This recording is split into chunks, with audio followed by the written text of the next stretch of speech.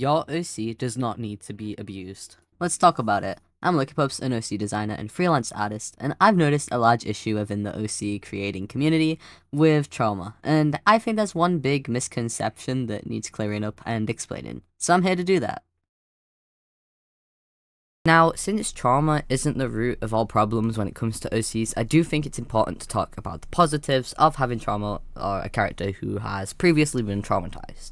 I think that it can be done really, really well in terms of character development and where you want your character to go in the future, but also if you do it well in terms of research and writing. But a lot of people don't do that, and that's where I believe that trauma can negatively affect your OC. Other ways trauma can be used well with OCs is if you're using it as a way to vent or get out, things that have happened in your past have traumatized you, and you're getting it out that way. But a lot of the time, when it comes to making OCs and people giving them trauma, a lot of it is just people wanting to have something more interesting about their character, and I think that they go about it the wrong way because I don't think that you should use something so negative to boost your character's interest. I feel like it kind of feels like a cop-out, it kind of feels kind of lazy, and so I wanted to talk about it. And yeah, so I do not think at all like trauma is bad. Not all characters who have trauma are bad characters, and that's a fact. I'm just saying that within the OC community, especially with younger kids and younger people who make art, I think that a lot of the time it can come across as lazy and just kind of like they couldn't really think of anything else to make them interesting. So I'm here to help with that. And yeah, like I said, it's not at all a dig at people who, want to get out the events with the characters and stuff like that. It's nothing like that. I'm just saying that trauma can affect your character. That's all. Having said that, now I'm going to move on to the negatives and also what you can do to change it, things that can switch it up a little bit. Like I said in the previous section, making your OC have trauma can come off as a clutch and can make your OC seem flat or kind of, rushed. It kind of seems like you've thrown some random horrible event at them just so they can be a certain way, fearful all the time or skittish. And this isn't to say that people aren't skittish or afraid when they experience events that could destroy them mentally, but there are other reactions when it comes to traumatic experiences. Anger and more violent tendencies is one of the common reactions people have. Another one is trying to overcompensate for what they lost if it's an abandonment trauma. It's stuff like that. You should really be thinking the type of trauma and what specific trauma you're giving them so that they can react appropriately. I think it's important that if you do make a traumatic backstory for your character, to actually look into why someone becomes a certain way after specific events. Not only will this help your character feel more like alive and more relatable and real, but it will also take away that more comedic tone of characters that could come across as mocking when it comes to people who are traumatized. I've seen it a lot in more younger artist spaces where a lot of the characters kind of feel like comedic relief characters kind of come across as making fun of people who have been through certain things, and it's not nice. If you've been through a trauma and it looks like people are making fun of it online, you're not going to feel the greatest, and I think that's why it's so important to acknowledge this and kind of fix it with your characters. And yeah, this is one of the main reasons I'm making this video. Overall, the main points of avoiding giving an OC trauma are kind of just, it becomes a cliche. They're interesting because they had a terrible childhood is super common nowadays. It's a super common shortcut for a character. Trauma isn't a personality. A character should still have, hobbies, beliefs, flaws, relationships, humor, goals, etc., etc. And a lot of people use it as a crutch so that they don't have to focus on hobbies and stuff, but you definitely still should. Trauma isn't a personality. It can feel like suffering just for the aesthetic, which kind of comes across as being mishandled and not that cool. If the trauma exists only to make the readers feel sorry for the character, it's going to come across as shallow. And again, serious subjects like abuse and grief and self-harm need care and research, especially if they're the central part of the story or if it's a main character. And it doesn't automatically make a character deeper or more you want to invest in them. Sometimes an OC with an ordinary happy background can be way more interesting.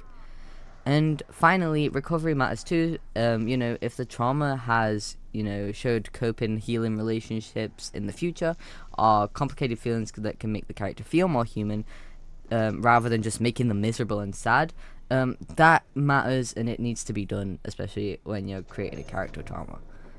Overall, trauma can absolutely be good for character writing, especially when it affects the character in more believable ways without completely ruining the main character, ruining their personality, ruining the hobbies and stuff. But yeah, so now I'm going to talk about what you can do instead of trauma, or how you can kind of fix your character if you've already made a traumatized being of existence. First off, if your character is already traumatized, I really believe that you should make some kind of character development where they kind of grow some coping mechanisms, whether they be healthy or unhealthy, that's totally up to you, but make them relate to the trauma, make them actually believable. If they're a drug addict, then make them crave something else, make them crave stuff. Things like that really, really help the character become more believable and also more relatable to people. Obviously, don't just throw random trauma at them and hope that it sticks. Genuinely think about why. Think about, what the trauma adds to the character or the story that you couldn't get any other way. That's kind of how I think about it when giving my OC, a traumatic experience. And now I'm going to move on to making an OC without trauma and making them, likable without having to throw sad events at them and in an attempt to make them realistic and relatable or whatever. First of all, when I think of my character's story, I think about what they want. Give them something to actively, drive towards, whether they want to be a great chef or they want people to like them, they want to win a competition. Something like that gives your character a bit of personality, something to strive for, something to work towards. That's a great way to start. It's kind of what a lot of people think about. When it comes to people, everyone has their own dream, and I think it's so important to explore that with characters. Next, give them flaws that aren't trauma based. For example, flaws that can come from personality rather than suffering. People are extremely intelligent but also impatient with people who don't understand things quickly, or they're kind of generous but really bad at saying no, so they constantly overcommit themselves to doing things for other people, or they constantly give away things that maybe are personal to them. Or some people may be confident but hate admitting they're wrong. Stuff like these create opportunities for conflict and character development without having to have that tragic past that a lot of people kind of overuse. Another thing is contradictions, which are kind of like flaws, but these make people feel like actual people. For example, people who are, headstrong, brave in emergencies, but are terrible, in social situations, terrible at, they're terrified of embarrassing themselves, stuff like that. People who are really sociable, really friendly, but need a lot of time alone to regenerate that. Things like that. You don't need trauma to make someone complicated, you just need to have a contradiction. The best part for all characters, I think, that personally makes them more of a character that you want to root for, is making them have relationships. Maybe they're, maybe they have siblings, maybe they're protective of their siblings, or if they have best friends, or, this could go for siblings as well, maybe they're competitive with their siblings. I think a good character in terms of relationships is Rinatoshi, because he has a sibling, and he's competitive, but he also is, possessive of his older brother, because, they grew up together, and it makes him an interesting character. That's what his character is there for, and it can't really be spoken another way. And it's not really something that's traumatic, but it is something that deeply affected his character. Secretly jealous of rivals or annoyed by their neighbors, stuff like that really tells you a lot about a character. So relationships are a great way to talk about a character without having to actually give them something to cry about. Overall, let your character change. Maybe if at the beginning of your story or at the beginning of the creation they don't need anyone's help, they don't need this, they don't want to take the help, and eventually realizing accepting help doesn't make them weak, or that they don't have to worry about it or whatever. And at the end, or like at the end of the story, make them start trusting their friends or let themselves like ask for help and depend on people. And finally, for me personally, I think the best thing is just giving your character normal traits that regular people have. You know, giving your OC a favorite food or weird habits. Maybe thinking about the type of music that they love. You know, stupid inside jokes, embarrassing hobbies, anything like that. Really makes a character more believable, especially when it's something like a hobby that they get excited about or something that you can draw or talk about a lot. You know, it just tells a lot more about a character rather than just throwing a random backstory at them. You know, because we don't know every backstory of all the friends we have or all the people we've met. It's just not realistic to know. And I feel like if we rely too much on the backstory, it kind of becomes the main focus rather than the character itself or the story itself.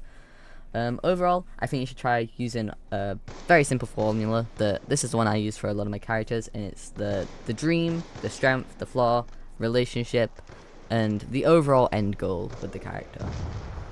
And yeah, I feel like it's just an easy way to kind of like think about a character and kind of start creating them in that way. To end the video, I do just want to reiterate, your OC doesn't have to suffer to have a story or to have anything like that. They can simply be a person trying to figure out what they want and what kind of person they want to become. Because that's just life. That's what life is. It's all about trying to become somebody you want to be. And yeah, like I said, you don't need any of that. If you enjoyed this video or you found it helpful, please remember to leave a like, subscribe, it helps out the channel. And also, if you want to talk about OCs or you want to draw or anything like that, you want to talk about other people who are like-minded, you can comment, not comment down below.